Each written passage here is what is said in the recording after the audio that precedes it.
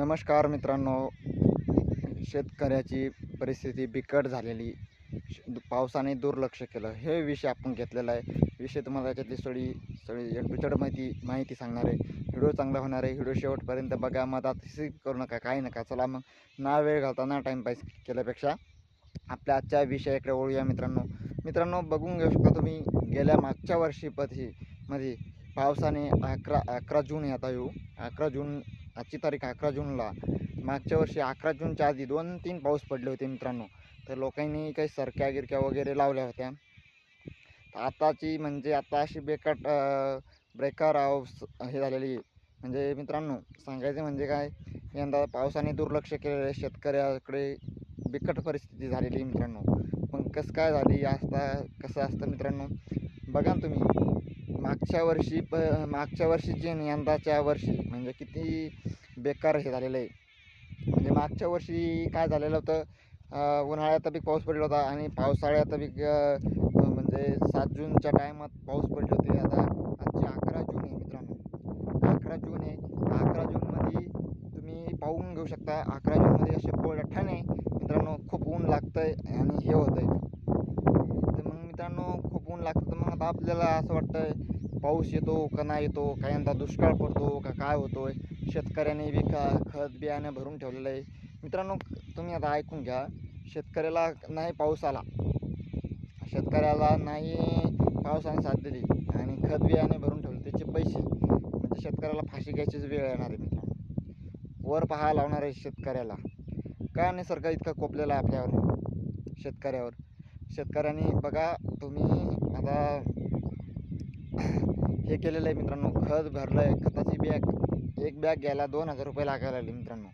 आणि सरकीच्या थैल्या, कपाशीच्या थैल्या आणि ह्याच्या यांना बी भाव वाढलेले मित्रांनो. 850 रुपये आणि 950 रुपये बॅग आहे मित्रांनो. आपली खताची खताची नाही, सरकीच्या थैलीची, कपाशीची.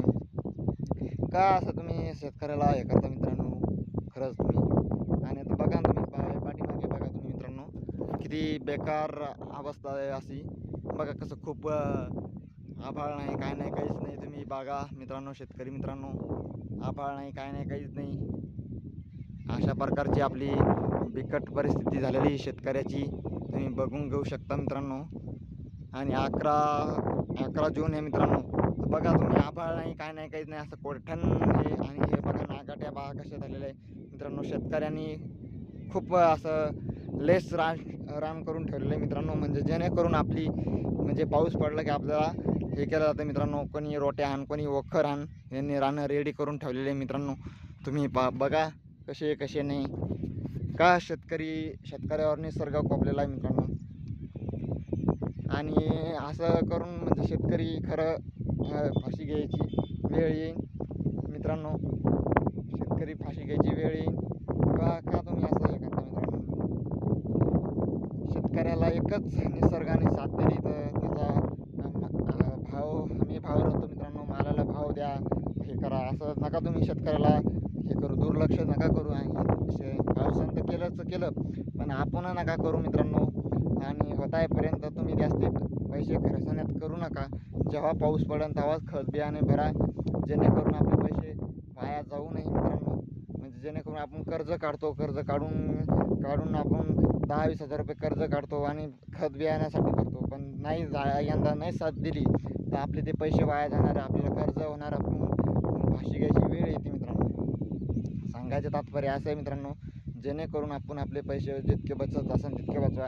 यंदा बरसात अशी 3 टप्प्यामध्ये पेरणी सांगितलेली मित्रांनो म्हणतात. आणि यंदा बरसात अशी बेभरुशे मित्रांनो. जेणेकरून तुमचे जेवढे होईल तितकं करा तुम्ही मित्रांनो. व्हिडिओ आवडला असेल तर लाईक करा, नवीन असेल तर चॅनलला सबस्क्राईब करा, अशी नोटिफिकेशन